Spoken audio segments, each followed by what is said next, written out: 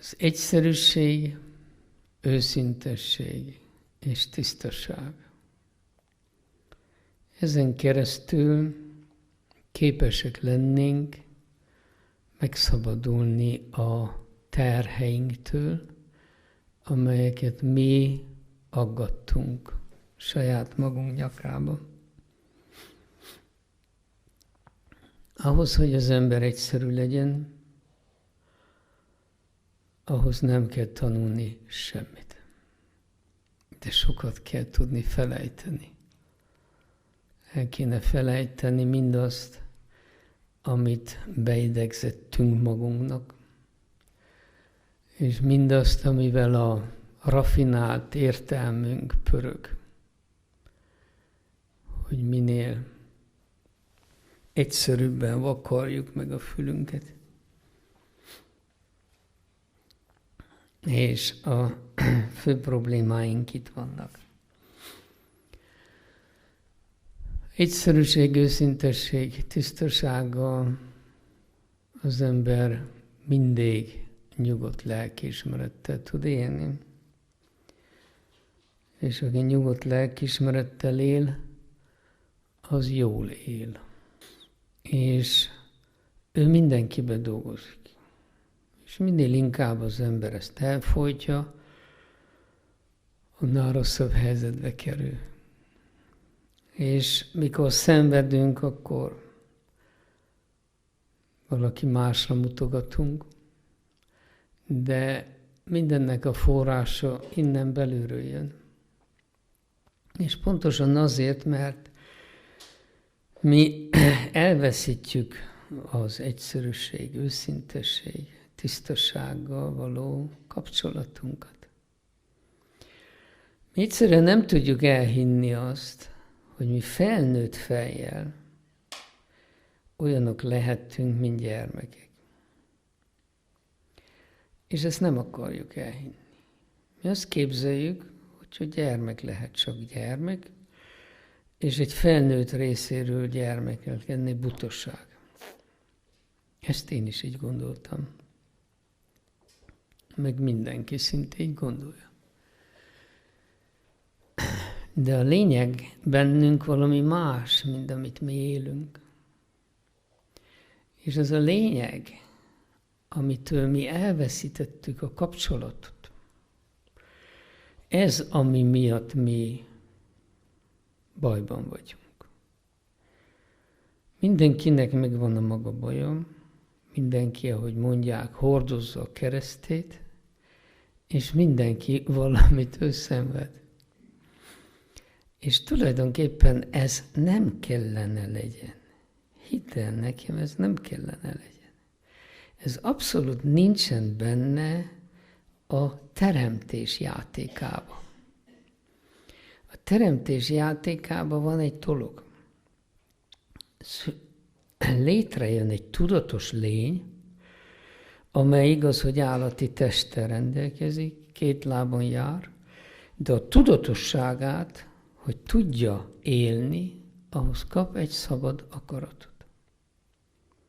És ezzel a szabad akarattal azt tesz, amit ő akar. Ha én a koldusnak adok 1000 forintot, ő vagy bemegy meginni, hogy még rosszabbul érezze magát, vagy bemegy vásárol élelmiszert. Ez az ő szabad akarata.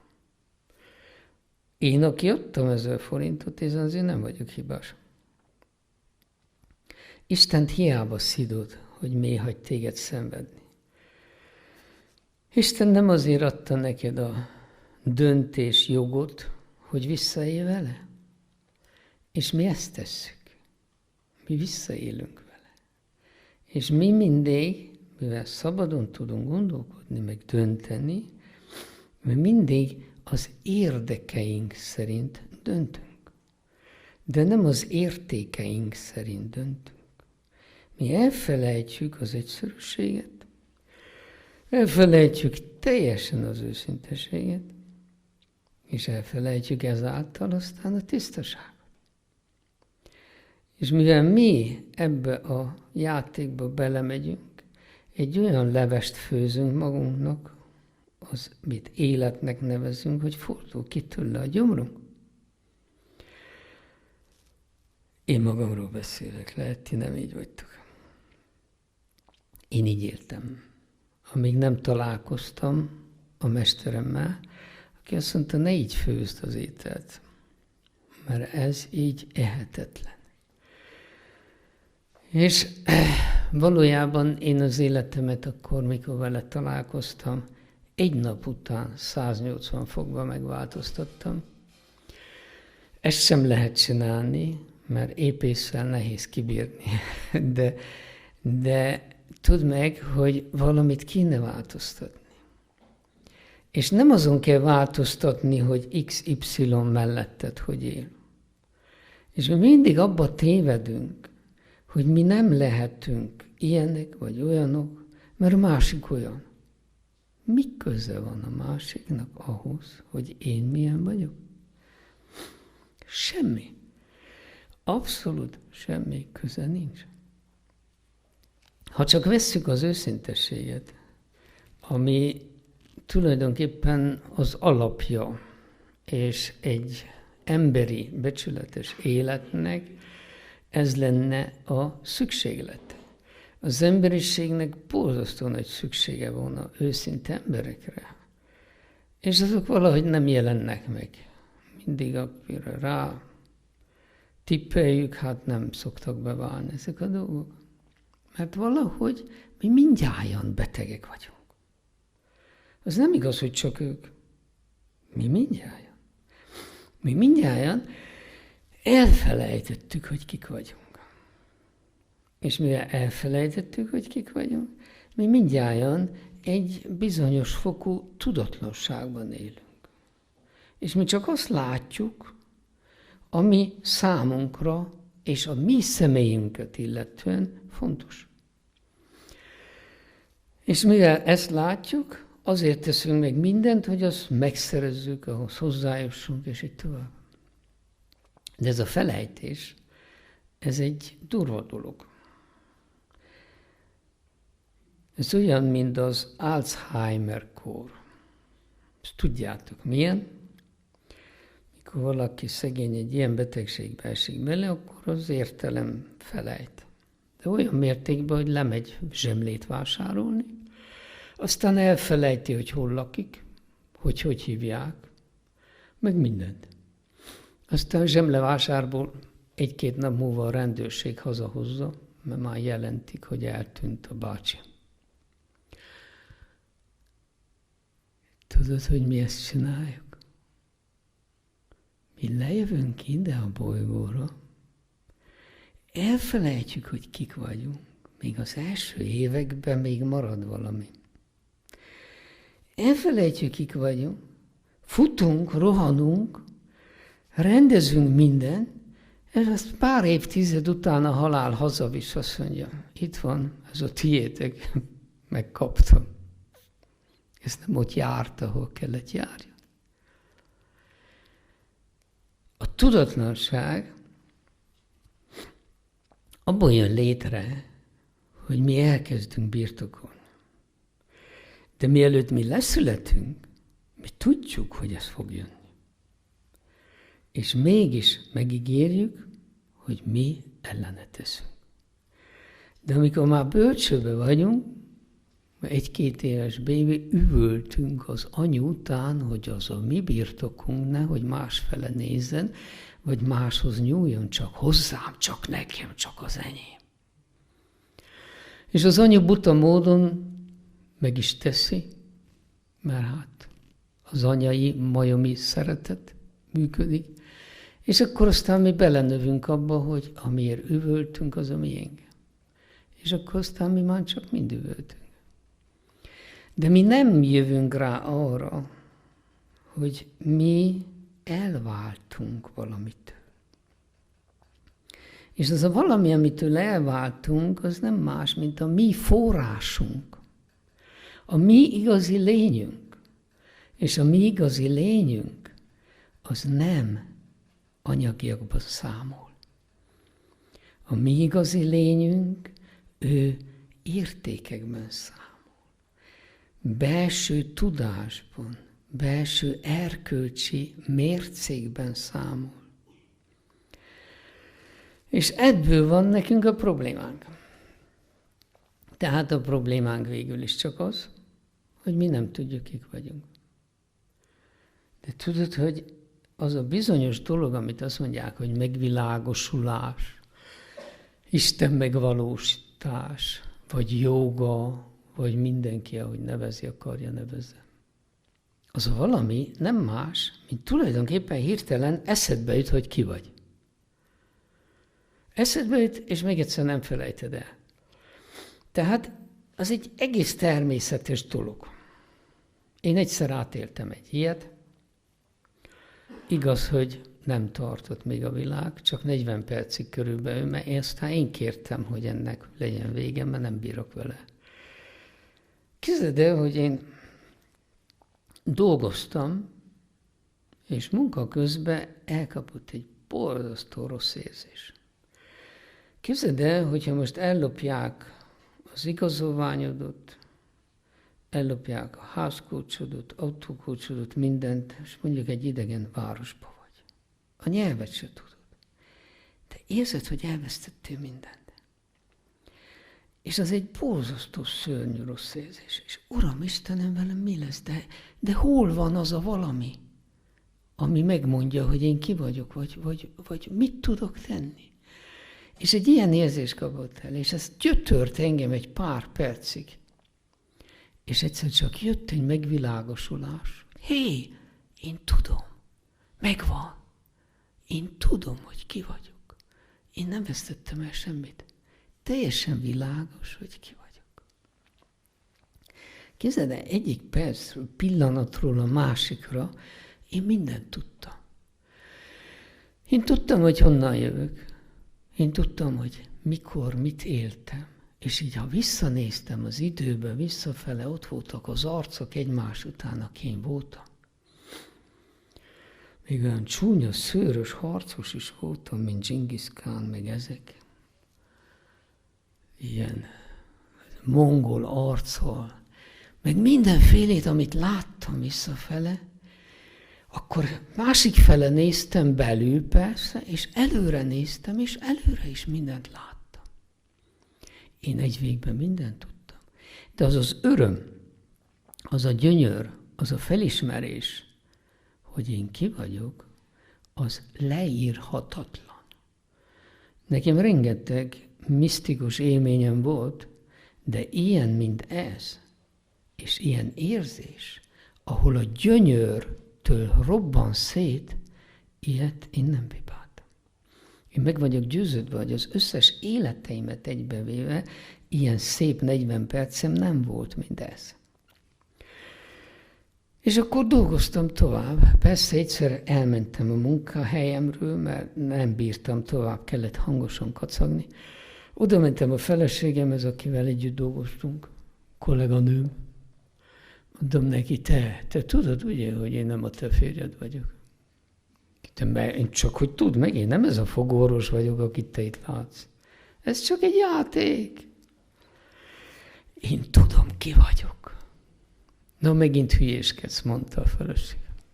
Úgy látszik, szoktam máskor is hülyéskedni, de nem vettek komolyan, hogy velem mi történik.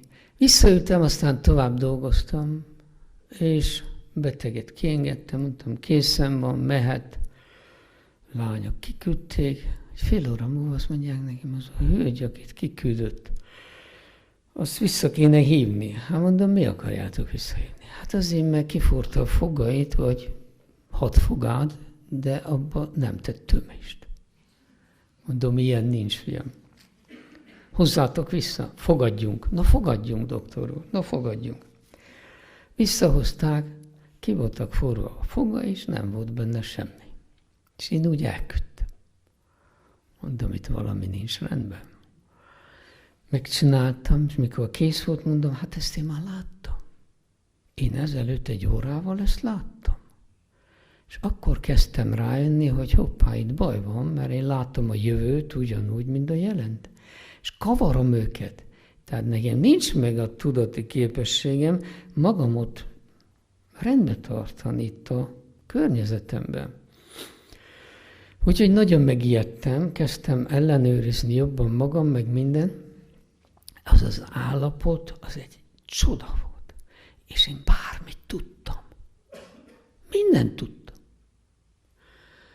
Csak ezeket a dolgokat kavartam az életemben. Akkor rá kellett jönnöm, hogy ez így nem működik. Mondom, Istenem, ez olyan csodás. Én olyan hálás vagyok érte, de ezt el kell vegye tőlem, mert ha nem, innen engem az elméintézetbe visznek, és ez nem fog így működni. És ahogy ezt kimondtam, és kértem, hogy szűnjön meg, elkezdett halványulni. Már nem láttam annyit vissza se, előre se. És így szép lassan visszakerültem. Mondtam a feleségemnek, most megint a férjed vagyok, én csak ez a fogorvos vagyok. Ennyi. Ez nekem csak egy tapasztalat volt. Ez nekem az első évben volt, ahogy én elkezdtem meditálni, meg spirituális életet élni. Ez nekem nem más volt, mint megmutatta, ez a cél. Ez a cél. És az életnek más célja nincs, mint hogy hazatérjél. Hogy tudjad, hogy hol vagy otthon. Hogy tudjad, hogy te ki vagy. És ettől mi nagyon messze állunk. És ennek valójában semmi köze nincs sem a szakmánkhoz, sem a családhoz, sem a feleségünkhöz, vagy a férjünkhöz, senkihez. Ez valami belső dolog. És ez egy csodálatos dolog, ami egyben hozza neked a mindent, a minden tudást, a minden látást, a mindenféle dolgot. És ezzel mi rendelkezünk itt bent magunkban. És mi nem jutunk hozzá. Mi egyszerűen arra nem vagyunk képesek, hogy az élet pici, apró, semmi problémáira egy helyes választ kapjunk. Pedig itt van benne. Mi nem vagyunk képesek leülni, csendbe lenni, és megkérdezni őt, aki ide született, a te saját istenségedet, a lelkedet. Hé, itt most mi a helyes? Én közben megtanultam ezt. Én leülök, megkérdezem, és akkor megkapom a választ. 1 perc múlva, vagy 1 óra múlva, vagy egy fél nap alatt, de mindig akkor, mikor kell, megkapom a választ. Legutóbb, ezelőtt egy 1,5-2 évvel, nagyon sokat beteg voltam. És állandóan panaszkodtam, alig tudtam az ágyból fölkelni. Tulajdonképpen semmi más bajom nem volt, csak nem tudtam élni. Nem működtek az izmaim, lábaim, az egész testem.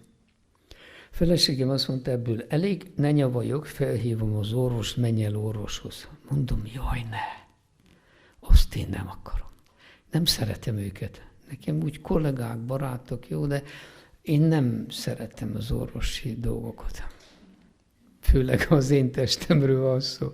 Másokét én is rendezem. Mondom, nem. Reggel leültem meditálni, mondom, na Gunagriha, ugye az az én lelki nevem.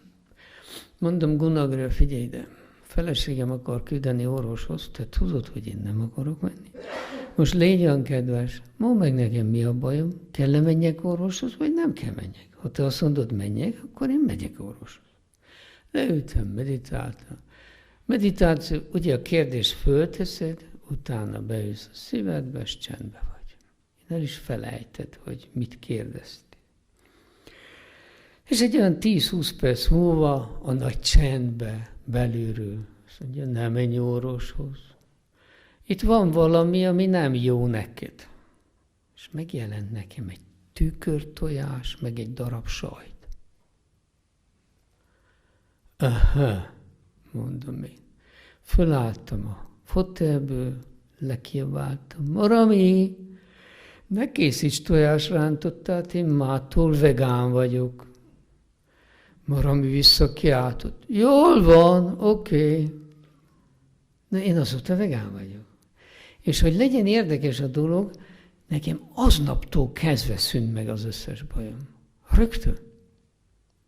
hogy nehogy kételkedjek, vagy valami. Ez mindig megmondja. És nincs olyan apró probléma, amit nem mondana meg.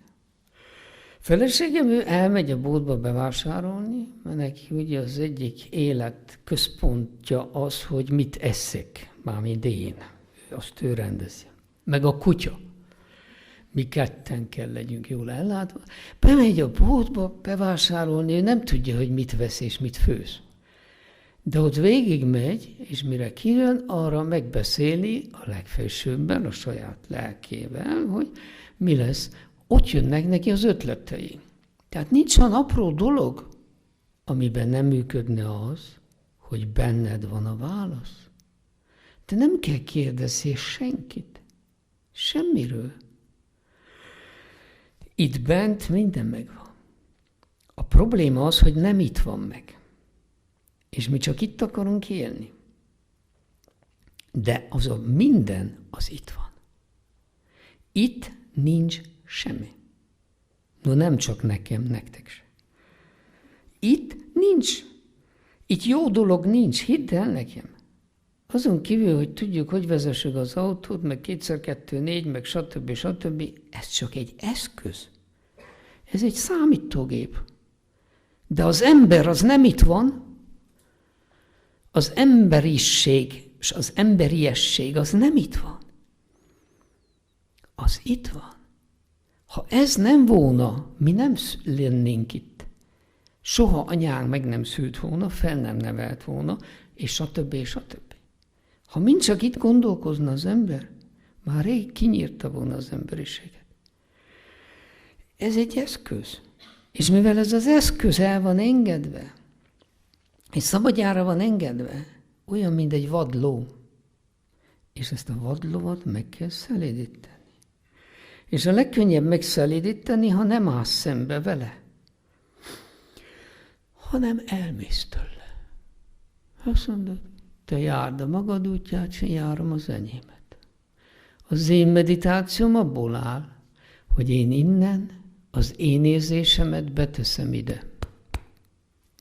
Mellkasom közepén itt felül.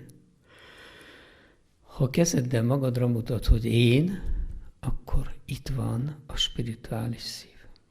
Mindenki ide mutat, hogy én. Ide nem mutat, hogy én, csak azt mondod, te. Ott nincs érték, ott csak érdek van. Azért mutatunk úgy. A szívben van az érték, az én. A szív a központ. Meditáció azt jelenti középre menni, meditare. Ha az én érzésedet ide levitted, akkor meg fog szelidülni a vadló. Magától. Ha pedig nem tudod levinni, mert úgy jönnek a gondolatok, arra is van módszer. Nem kell kínlódni a gondolatmentességgel ahhoz, hogy magadat megismerd. Ahhoz, hogy az igazi éneddel kapcsolatba kerülj, hogy boldog tudj lenni. Más boldogság nincs. Csak amikor onnan előjön. Ahhoz elég, ha a gondolataidat irányítod jóra. Ülj le, és kezdj jó dolgokon gondolkozni. Szép, isteni dolgokon. Ilyen a szeretet, ilyen a jóság, és ezek a dolgok.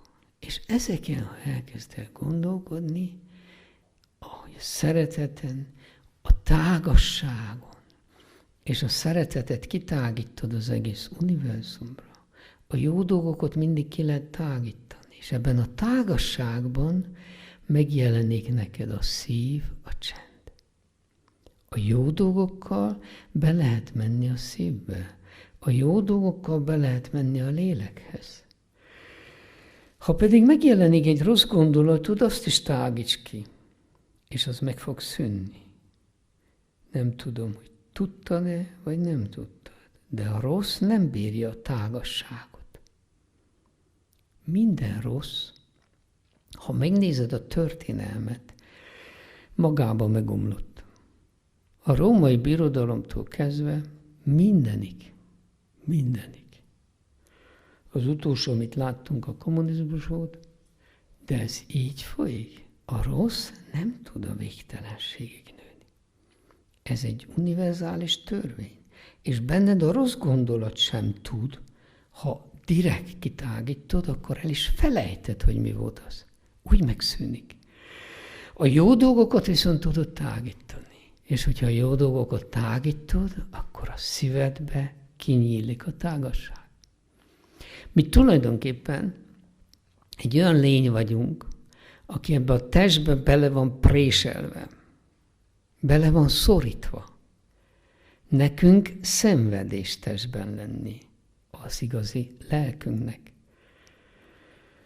És ez a testben lévés, mert mi végtelenek vagyunk. De ez a végtelenség mindig sír valami után, a beteljesülés után. És ez a beteljesülés, amit te érzel, te sírsz mindig, hogy tökéletesebb légy, hogy több legyen, hogy több legyen, még több legyen, még több legyen. Az befele kellene irányítanunk. De mi azt kifele irányítjuk. Ezáltal elrontjuk. Soha nem tudsz te egy végtelent, véges dolgokkal jól lakatni. A benned a végtelen utáni sírás, a végtelen isteni szeretet utáni óhaj, sóhaj, azt te soha földi öleléssel és szeretettel nem tudod beteljesíteni. Semmit sem tudsz beteljesíteni. Mert mi belül tágasság vagyunk. És ezt a tágasságot a szívünkbe egyből tudjuk érezni. Ezért a legjobb módszer, hogyha mi a szívünkkel kezdünk foglalkozni. Ha más nem csinálna az ember, csak naponta elmondaná 10-szer, 20-szor, vagy óránként párszor, hogy én a szív vagyok. Én egy szív vagyok. Már kell is mosolyogni. A szív az mindig mosolyog. A szívben van az öröm. A szívtől jön a boldogság. Soha sem a gondolkodástól. Soha. Csak innen a szívtől. Lehet, hogy valamivel kiváltják nálad, ha hizelegnek akár, meg a boldog anyuka vagy, mert hizelegtek, de az innen jön. És mivel innen jön, itt van a forrás. Nekünk megtalálni azt, amiért és akiért mi itt vagyunk a Földön, csak a szívünkbe lehet. És csak a szív, és csak a gyermek szív az igazi emberi szív. A többi az mese. A gyermek szív, aki nem ragaszkodik, aki nem kíván birtokolni, aki mindenkit elfogad, és mindenkivel jó barát. Ennyi. Nézd meg, te csak akkor tudsz boldog lenni, ha jó vagy. És azt mondod, hogy legyek jó, mikor ezek rosszak. És emiatt nem vagy jó. De emiatt nem vagy boldog. És azt mondod, hogy ebben a világban nem lehet boldog lenni. És én azt mondom, hogy ez butaság.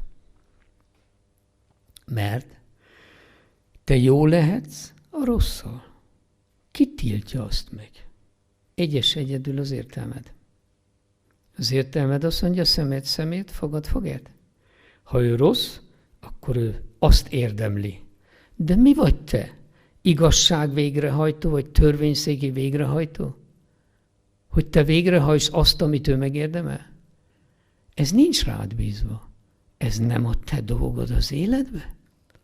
A te dolgod egy az életbe. Boldog lenni. És jó lenni. És ahhoz, hogy boldog légy, jó kell légy. És csak a jó ember boldog ember. Tehát te nem szabad ezt szerint éljél. Az értelem sok mindenre jó, de arra az egyre nem jó, hogy megtanítson minket boldognak lenni.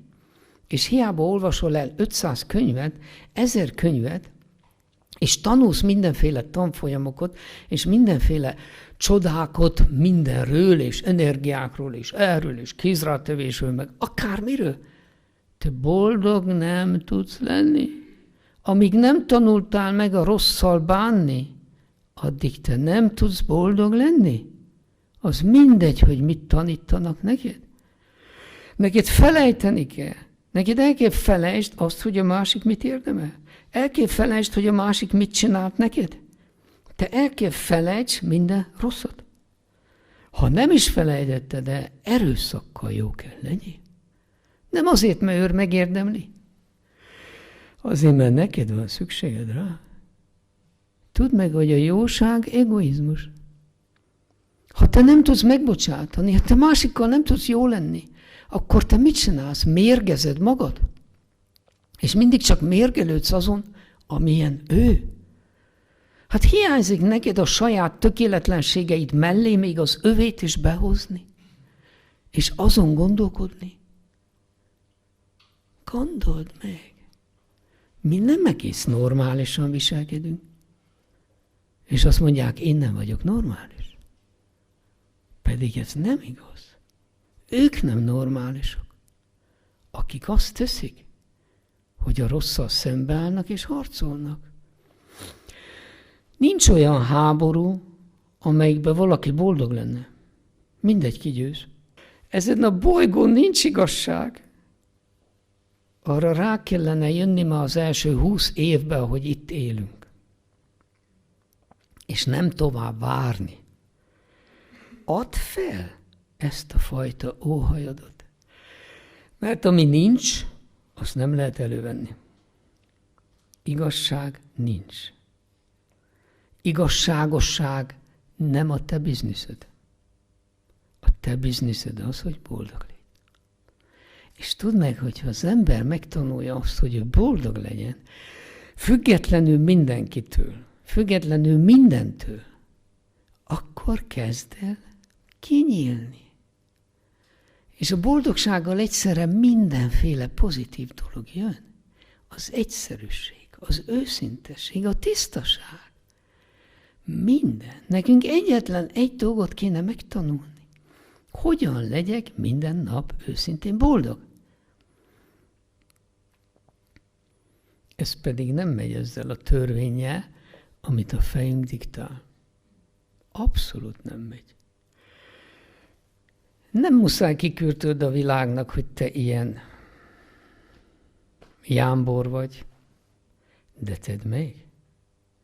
Mert neked van szükséged rá. Az világos, hogy a rossz embert kell szeretni, mert neki nagy szüksége van, mert hanem soha nem tanulja meg, hogy jó is létezik ezen a bolygón. Ez egy más kérdés. De te nem azért kell a rossz embert szeresd, hanem azért, mert te magadot szereted. Gondold el, mindenfajta dolog, ugye van egy külső életünk, és van egy belső életünk. A külső életünk az, amit kívül folyik. Elmegy oda, ő telefonál, ezt mondja, azt csinálja, én ezt vásárolom, azt meg ez folyik. A belső életünk pedig az, ami bennünk mindenre válaszreakció egy gondolatban, egy érzésben rá tevődik a külső világunkra. Mi ezt általában emberek nem tudatosan, de szinkronban hagyjuk, hogy folyjon. Jön valaki, én vagyok a tükör. Jön valaki, csúnyán néz, én is csúnyán nézek. Jön valaki kedves, én is kedves vagyok. És ez így folyik. Az anyós csúnyát mondott rólam, majd visszamondom neki. Vagy valakinek, hogy máson keresztül hallja meg, hogy nekem mi a véleményem. És ez mind így folyik. Viszont egyet mi elfelejtünk ebbe a játékba, hogy a belső életünk nekünk milliószor fontosabb, mint a külső. Mert nézd meg a világ hatalmasait, a nagy gazdagjait, a mindenfélével rendelkezőket. Mit szednek? Gyógyszereket szednek. Napon szedik a felpucsoló gyógyszert, éjjelre szedik az altatót, a nyugtatót, a kábítószert, a mindent. Mert nem boldogok. Mert nincs harmóniájuk, nincs egyensúlyuk. Nekünk a belső számít, hogy milyen. Mi nem utánozhatjuk a világot, mint a majmok, érted? Mi nem vagyunk majmok. Azért, mert ő ilyent mutat nekem, én is ilyen vagyok. Majom vagy? Nem lehet. Ő mutat ilyet, te mutatsz ilyet. Ő mutat ilyet, te megint mutatsz ilyet.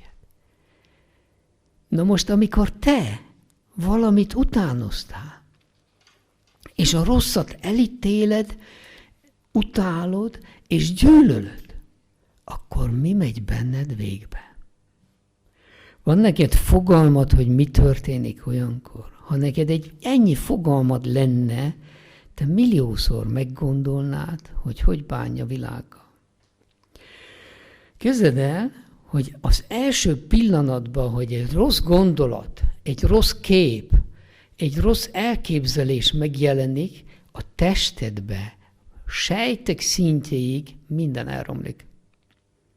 A vérbe savasodik, a kromozómák a sejtekbe megrövidülnek, a vörösvértestek összeragadnak, nem tudják hordani az oxigént, elkezd el lihegni, a légzésed megváltozik, kijönnek az adrenalin és mindenféle rossz hormonok, a stressz hormonok, és ezt máma tudósok mérik és mondják.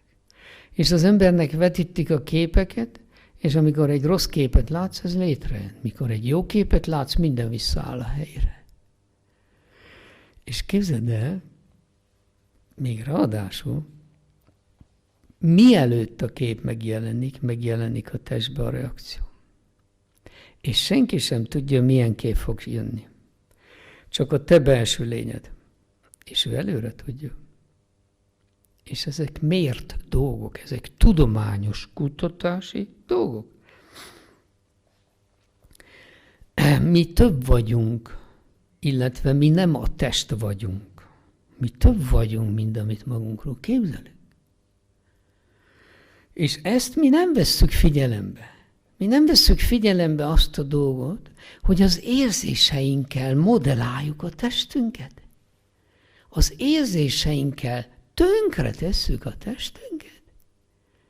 Vagy jó karban tartjuk a testünket.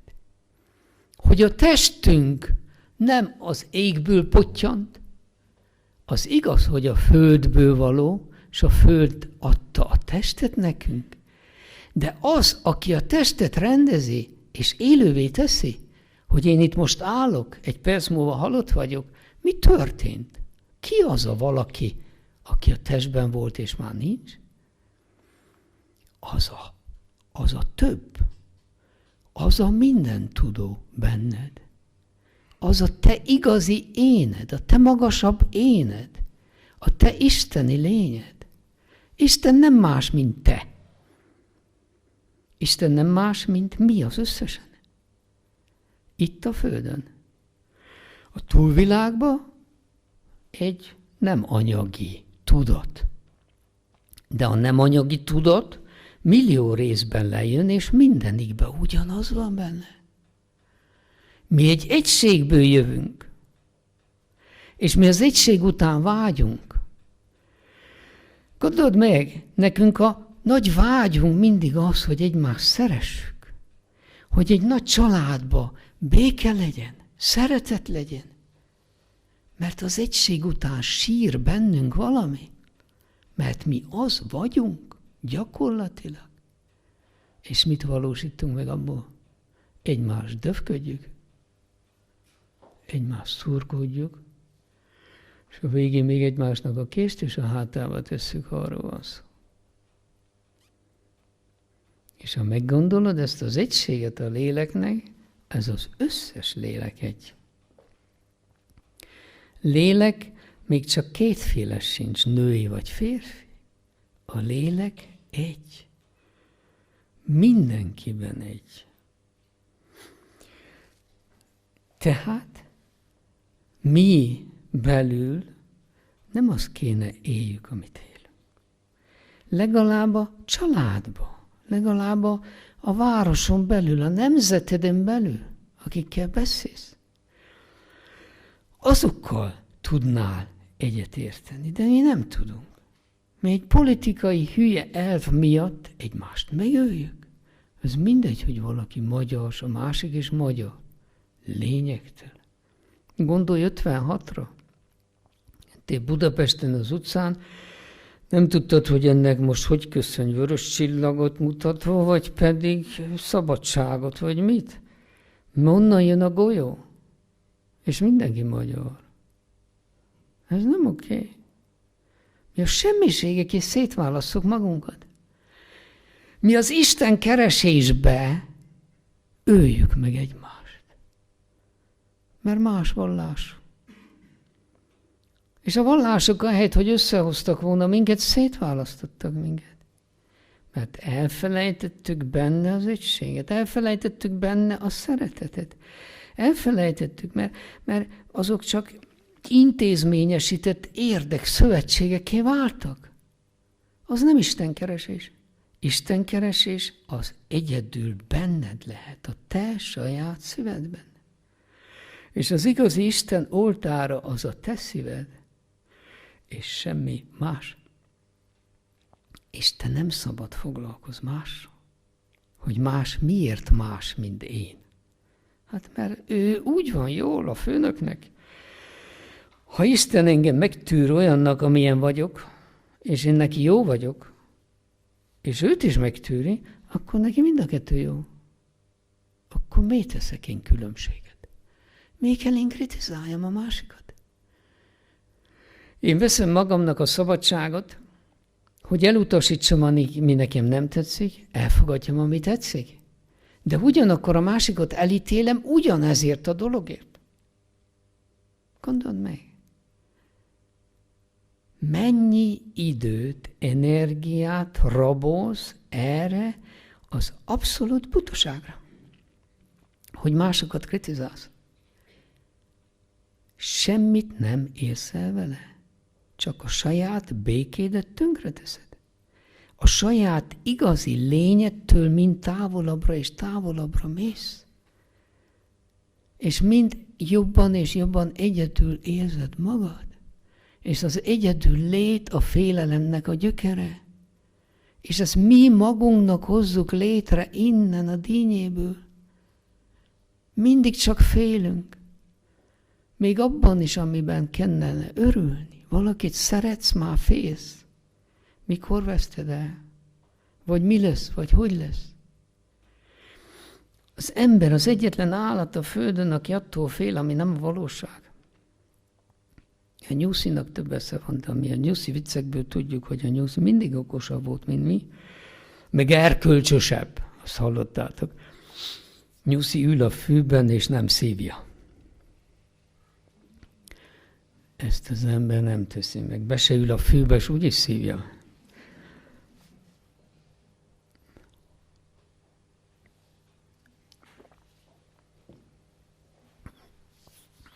Mindig elképzelsz valamit, attól félsz. És ez a félelem, amit megtermelsz magadban, ez az egész testedre hat, és aztán ne csodálkozz, hogy a doktornál kell a sorba ülj és szedjed a gyógyszereket. Ezt egyedül te magadnak csinálod. De hát mi ahelyett, hogy haladnánk és megnéznénk, hogy mi ki vagyunk, mi minden információt meg akarunk szerezni másokról, a világról, hogy ők kik és hogy élnek. És ebből ugye kiesünk az egységből, és aki az egységből kiesik, az beleesik a kétségbe. És ez így folyik a mi életünk. A legegyszerűbb dolog, ami a legegyszerűbb dolog, ami mindentől megmentene, az mindjárt így a kezébe lehet. És azt úgy hívják, hogy Isten szeretet. Most ne érts félre, én nem akarok szedni egyházdíjat, semmit. És én nem a régi elócsárolt Isten fogalomról beszélek, hanem a te saját belső legmagasabb énedről. Ha megtanulod szeretni Istent magadban, akkor Isten benned megjelenik. Tudod, Istenben van, aki hisz, van, aki nem hisz. Aki nem hisz Istenbe, annak nincs Isten. Sehol. És ő látja is, érzi is, hogy nincs Isten. Aki elkezd hinni Istenbe, annak Isten van. És ő érzi és látja az életébe, az esetekben, mindenben, hogy Isten itt van. Nekem ezt ő teszi. És ez nem fanatizmus. Ez működő dolog.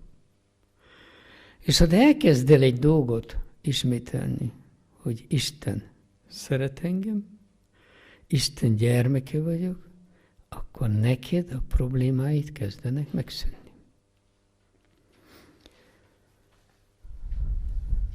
Kisgyerek, azt mondja, én Péterke vagyok, és anyukám engem nagyon szeret. Neki több mondani valója nincs a világnak. És ez az ő világa. És ezzel minden el van intézve. És amit anyuka mond, nem azért igaz, mert ő átengedte a gondolkodását, és megvizsgálta, hogy ez helyes vagy helytelen, hanem azért, mert anyuka mondta. Ez a gyermek hozzáállás. Ha ezt mi megtanulnánk felnőtt fejjel még egyszer élni, akkor mindenünk megoldódna. És ha elkezdenénk ezt a játékot, akkor a hitünk, tudod, milyen erősen így nőne fölfele. És tudod miért? Mert a tapasztalataid, az élet tapasztalataid, ha erre kezdesz építeni a hitedre, a bizonyítékok így jönnek egymás után, puf, puf, puf, puf. És látod, hogy ez bekövetkezik. Ez nem egy mese, ez a valóság. Ugyanúgy, ahogy benned van egy belső valóság. Mi nem a test vagyunk, mi valami más vagyunk. Már ma azt is tudjuk a tudósoktól, hogy még csak a memória sem az agyban van. Szóval, hogy kutatók azt mondják, tudjuk, hogy a memória nem az agyban van. De még nem tudjuk, hogy hol van. Figyeld meg ezt az egyszerű dolgot, a hipnózist. Valaki hipnózisban van, az mindenre tud emlékezni. Hipnotikus állapotban, mivel az értelem ki van kapcsolva, és nem gondolkozik, hogy hát ezt én nem tudhatom, ő mindent tud. Én sokat foglalkoztam hipnózissal, mielőtt kezdtem meditálni. Hipnotizált ember megmondja, hogy 2 éves korában mi történt a születésnapján, elmond mindent, hogy voltak felöltözve, amire még az anyja sem emlékszik, és mit beszélgettek. Mindent. Hipnózisban mindent tudsz. Tudod azt, hogy mi történt a műtőbe, miközben el voltál altatva? Tudod, hogy milyen rendszámú kocsi ment el az úton, amelyik a buszmegállóba álltál, pedig akkor meg se nézted. Mindent tudsz. A hipnózisban mi bejutunk a minden tudáshoz, ami az értelem mögött van. Bennünk van valaki, valami, körülöttünk, mögöttünk, fölöttünk, nevezd, ahogy akarod, aki mindent tud. És ez a minden tudást a hipnózis bizonyítja. Ezt elolvashatod akárhol. Ez konkrét valóság és tény. Ez a hipnotikus állapotban mi meg tudjuk szüntetni a fájdalmat, meg tudjuk szüntetni a vérzést. Seb van a kezeden. Hipnózisba megállítod a vért. Mondod, te ne vérözz. Ott a lyuk, és nem vérzel. Bennünk van az az erő, ami az egész testet uralja. A természet fölötti erő. Ami annyi pénzeket kiadnak az emberek, hogy tanuljanak meg tanfolyamot, hogy természet fölötti erőkhöz jussanak.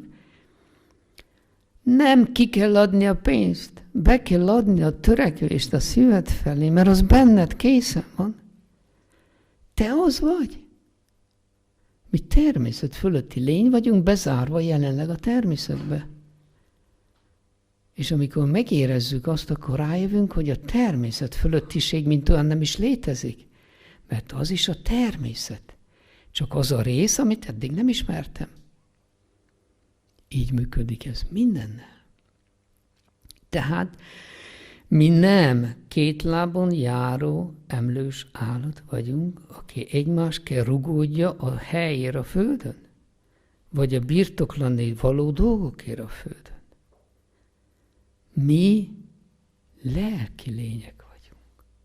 És mi lélekből leszünk betegek, és lélekből tudunk meggyógyulni.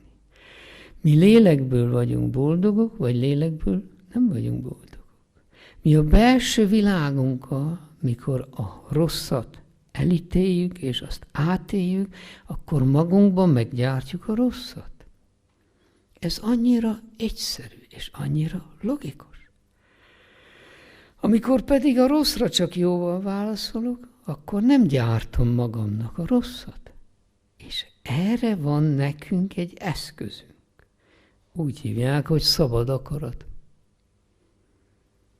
Gondolj, amit akarsz. Tégy, amit akarsz. Te döntesz. És nem valaki más.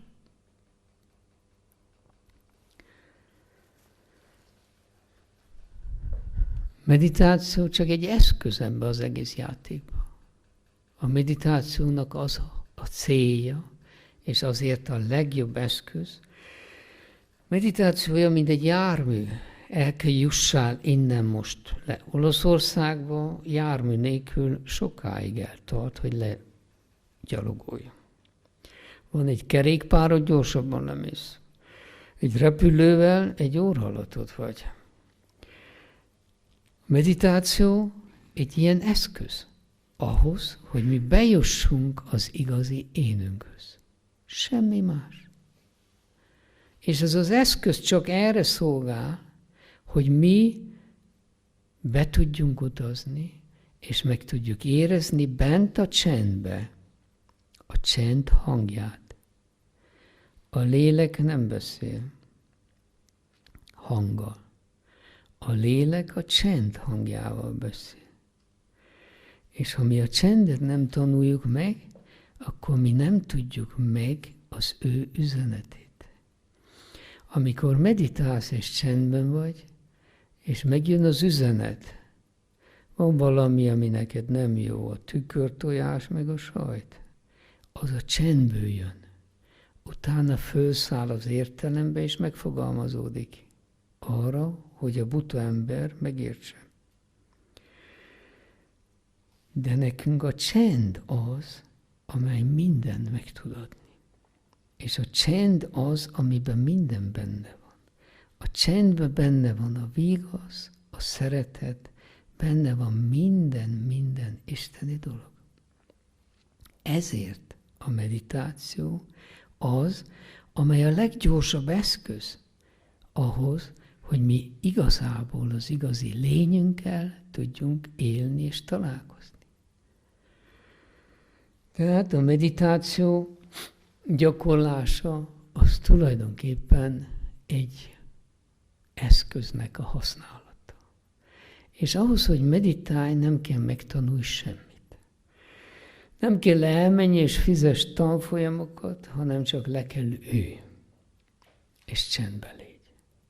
És ha nem megy egyedül, akkor gyere hozzánk, ülj le. Mi még Békés Csabán is tartunk minden kedden közös meditációt, ahol a csendbe ülsz, megtanulsz az értelemből a szívbe jönni. És utána minden nap otthon leülsz, és nem kell semmit várjál, nem kell semmit gondolkozzál, és ha te nem is veszed észre, egy pár hét után azt mondják az emberek, te olyan más lettél. És ha te meg akarod fogalmazni, miben lettél más, akkor azt fogod mondani, én egyszerűbb lettem. Én őszintén vagyok, és valahogy tisztábbnak érzem magam. Ezen áll és bukik a vásár. És ezt a meditáció úgy teszi meg bennünk, hogy mi nem kell semmit csinálni. Nem kell semmit bemagolni, nem kell semmit megtanulni, nem kell semmivel foglalkozni. Éld az életedet becsülettel, igyekezz őszinte lenni, hűséges lenni, tartani a szavadot, amit adtál, és leülsz meditálni. Egyebet nem kell csinálni. És ha egyebet nem csinálsz, ha még szükséged van, olvasgass ezekből a könyvekből, ahol ilyen szép isteni dolgok vannak, hogy csak olyanokon kezdjél gondolkodni. Mert mint gondolkodunk, azzá válunk. Tudod, azt mondják, hogy amit eszünk, az leszünk. És amint gondolkodunk, azzá válunk. És ha te mindig csak a jón gondolkodsz, és kicseréled ezt a gondolkodási rendszert, akkor kicserélődik az energiarendszered. Benned nem fog élni a rossz. És ha benned nem él a rossz, akkor körülötted a rossz meg kell szűnjön. És ez annyira működik, és olyan érdekesen működik, ha negifogsz egy ilyen dolognak, mint ebben a Sorsnavigátor könyvben a 7 hetes gyakorlat, ahol minden nap elmondsz 7-szer valamit egy jó tulajdonságról, akkor már 1-2 hét után az értelmet bekapcsolsz. Ezt most ne tedd, most nem erről beszélgetünk. És már téged leállít abba, hogy te valami helytelen tegyél. Tehát azt nagyon szépen át lehet állítani a gondolok. Te belül végzed ezt a dolgot, és nézd meg, hogy kívülről téged már nem bántanak az emberek. Egy nagyon érdekes dolog, ha megtanultál te jó lenni. Jóság alatt én azt értem, hogy mindegy, hogy ki nekem hol tesz keresztben. Nekem teljesen mindegy.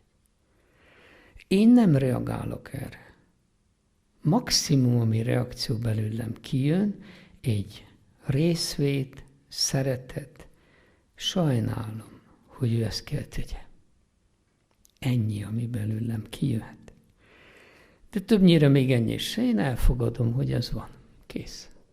Ha egy ilyen állapotba kezdtél élni, és így élsz, egyszerűen nem tudnak neked rosszat tenni. Azok sem, akik akarnak.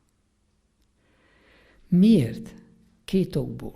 Az egyik az, hogy amikor a rossz támad téged, ő csak akkor tud támadni, ha egy rossz energiát visszaválaszolsz neki. Ő másképp nem tud bemenni a te energiai lényedbe. Az energia lényedbe a rossz csak akkor tud beléd jönni, ha félsz tőle, ha rosszul visszatámadsz, ha valamiféle negatív gondolat benned van. Ezért van ebben a könyvben gyakorlat is arra, hogy a rossz támadó emberekkel hogy bánjál el. Ha nem válaszolsz, nem jön be. Ez az egyik.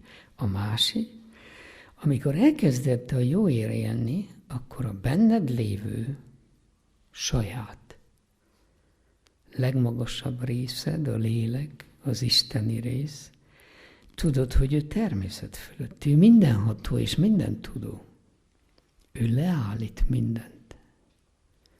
Ez az oltalom, a védelem, amit tulajdonképpen a te saját lelked megszervez.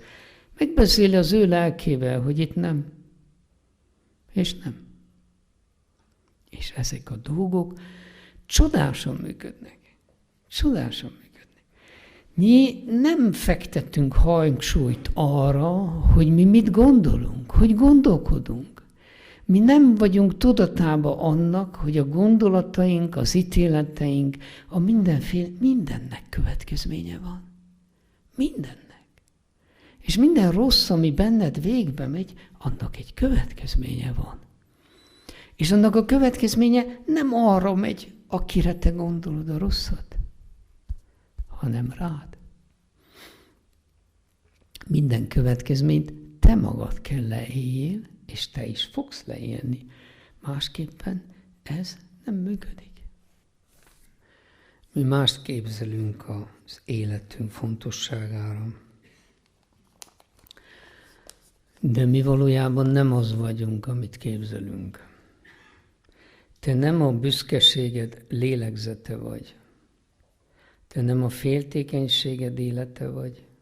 Te nem a kritikád elégedetlensége vagy. Te nem a vágyaid égetősebe vagy. Te nem a csalódásod görcse vagy. Te nem a tudatlanságod teste vagy. Te Isten gyermeke vagy. Te Isten látomás szeretetének a szíve vagy. Az első, amivel elrontjuk, a büszkeség.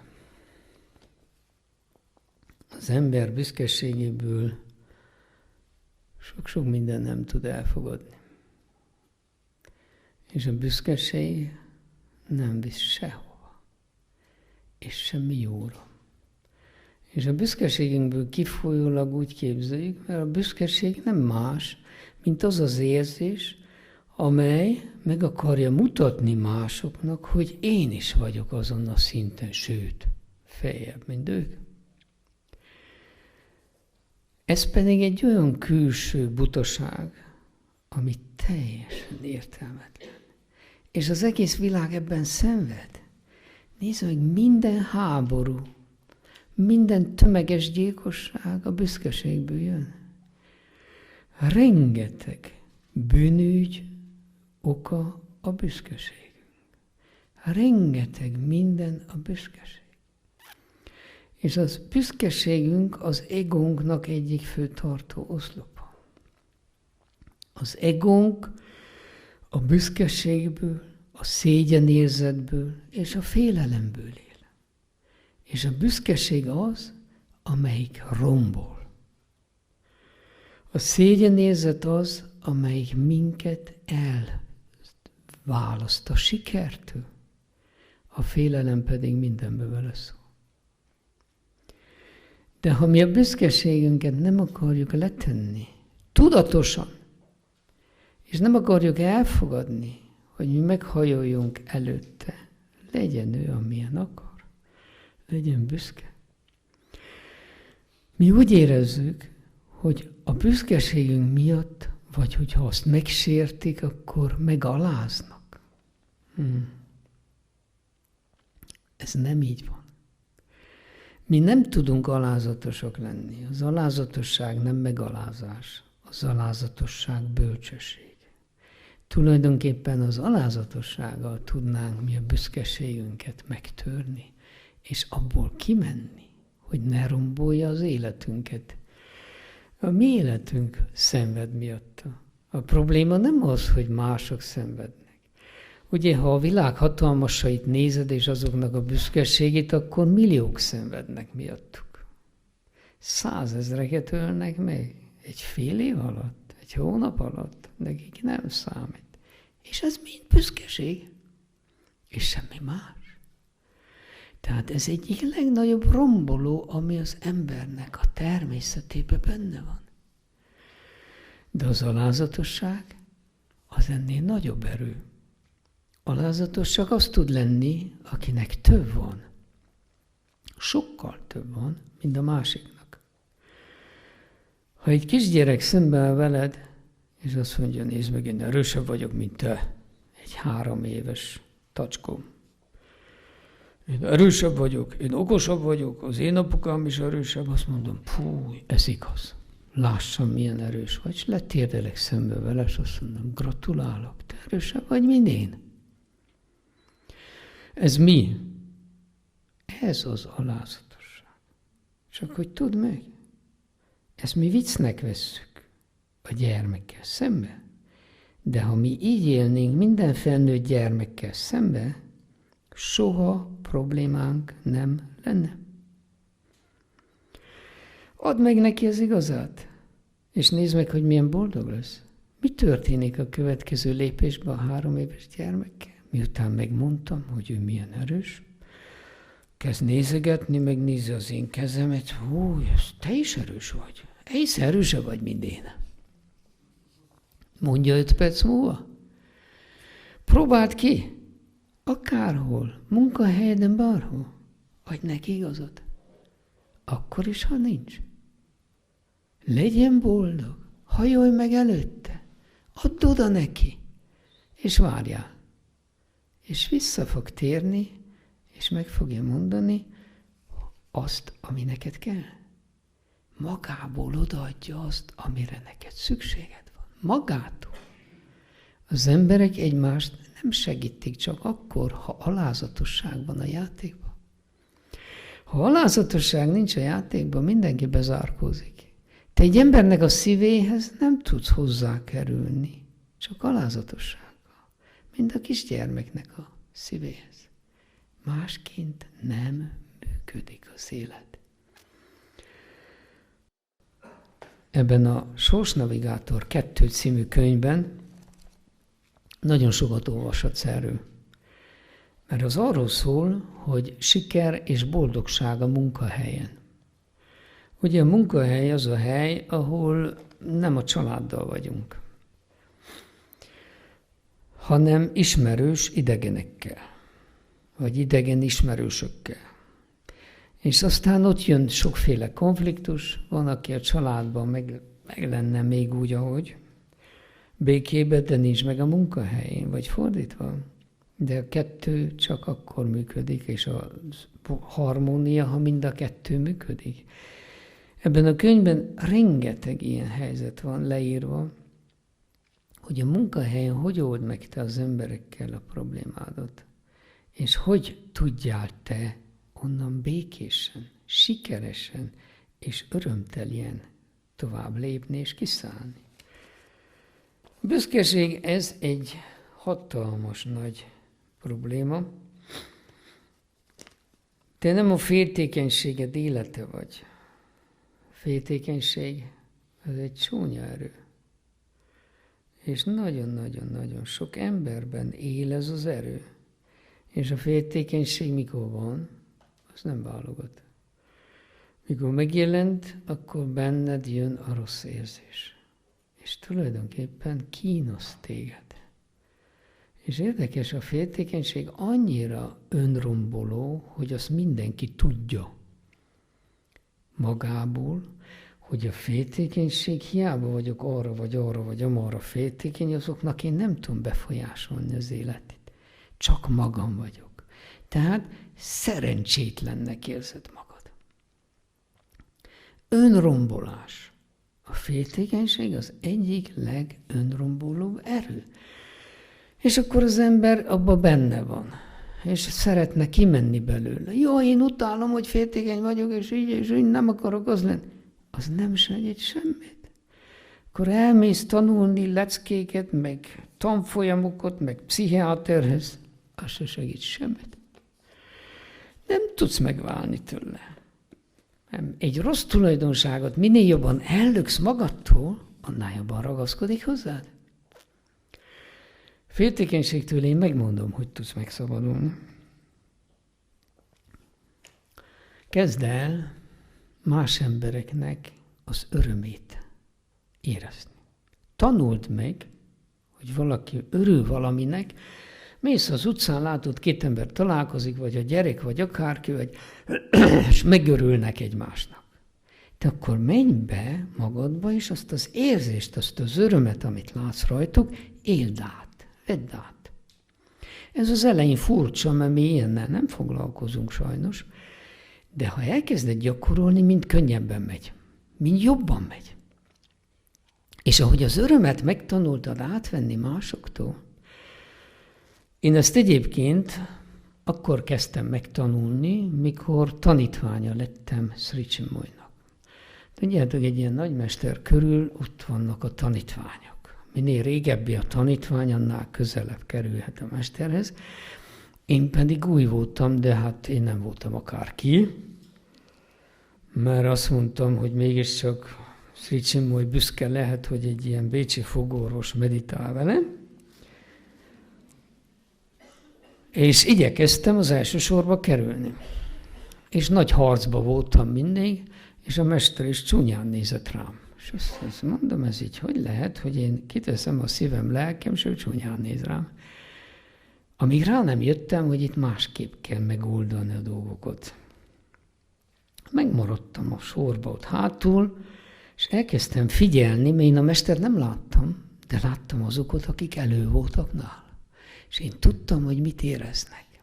Én tudtam, én mit éreznék, ha ott ülnék. És elkezdtem ezt megtanulni. És ezt én megtanultam. És képzeld el, hogy ezt már kezdtem játszani, meg megtanulni, akármi történt, mindig a mester csak nagyot rámosolygott. Úgyhogy aztán már rám voltak féltékenyek, pedig én igazán nem gyúrultam többet sehova, de én rájöttem, hogy ezt belülről kell megoldani, ezt az egész kérdést. Miután megtanultad másnak az örömét átvenni, utána minden tulajdonságukat át tudod venni. Van valaki, akire féltékeny vagy, mert gyorsabban dolgozik az irodában, mint te, teszem azt. Akkor ezt a képességet elkezded magadénak érezni, és örülsz neki. Ha már megtanultad az örömet átvenni, és egyből mi az, hogy féltékenysége? Azt már nem is ismered azt a kifejezést. Minden ilyen belőled kitisztul. De nem azáltal, hogy te küzdesz ellene, hanem azáltal, hogy te az egység fele mész. Azáltal, hogy te az igazi lényednek a fő tulajdonsága fele mész. Ezek így működnek, ezek a dolgok. Ezek mind ilyen spirituális eszközök, amelyekkel az ember az életét könnyebbé tudja tenni. Illetve a fő dolgot létre tudja hozni, hogy boldog légy. Mert ha boldog vagy, utána minden megvan. Tudod, hogy van? Egy ember, aki egyszerű, őszinte, tiszta és boldog lett, annak mindent a lelke rendez. Azt is, hogy mennyi pénzed legyen, hogy mikor, ki veled, hogy bánik, mindent elrendez. Így, futószallagon. Én mielőtt elkezdtem spirituális életet, mindig kevesebb pénzem volt, mint amennyi kellett. Nekem most mindig több pénzem van, mint amennyi kell. Ez egy nagyon érdekes dolog. Én akkor futtam a pénz után, harcoltam, dolgoztam érte, meg minden. Kirohantam magam, és a pénz elfut. Vagy elveszíted, vagy a jó tanácsadók befektették helyettem, nullát kaptam vissza. Most nem törődöm a pénzzel. És mindig ad többet, mint amennyi kell. És azt én arra költöm, amit én tudom, hogy spirituálisan helyes, vagyis abba az irányba költöm, ami az egység. Úgyhogy ezeket a dolgokat mi magunkba kell rendezzük. Mi magunkba kell eljussunk oda, hogy boldogak legyünk. És ezek a dolgok föl kell jegyezd magadnak, végy egy füzetet, és jegyezd föl, hogy mik azok a dolgok, amik téged zavarnak. Vannak dolgok, amik a te boldogságodba bekavarnak. Mondjuk a férjemnek ez meg ez a tulajdonsága, vagy akármi. Vagy a barátnőm így, vagy a munkatársam úgy, vagy akármi, vagy a gyerek, vagy micsoda. Ezeket magadnak írd föl. Kezdjél el meditálni, és kezdjed ezeket az apró dolgokat megvalósítani, egy ilyen 7 hetest átmenni a fejeddel, és 3 hónap múlva nézd meg a listádat. És fogsz nevetni rajta, hogy miket írtál fel. 3 hónapot mondok én, nem 9-10 hónapot.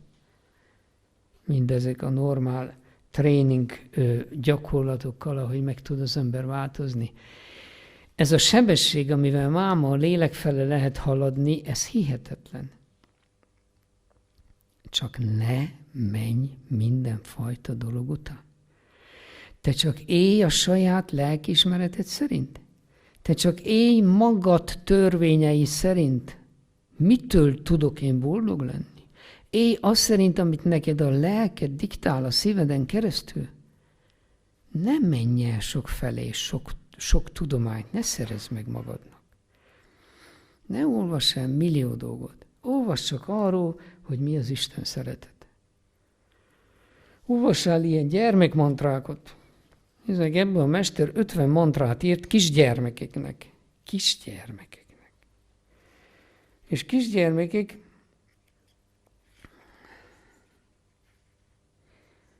nézd meg, kisgyermeknek egyik mantrája, senkiről nem mondok rosszat. Rosszat mondani másokról nagyon rossz. Ez nem volna rossz nekünk is elismételni minden nap. 10-szer, 20-szor, 100-szor.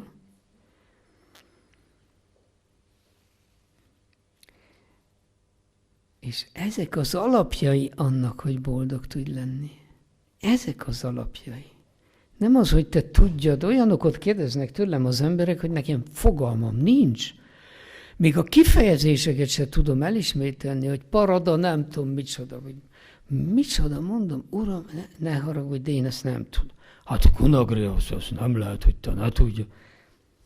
Semmit se tudok. Én egyet tudok, hogy van itt egy szívem.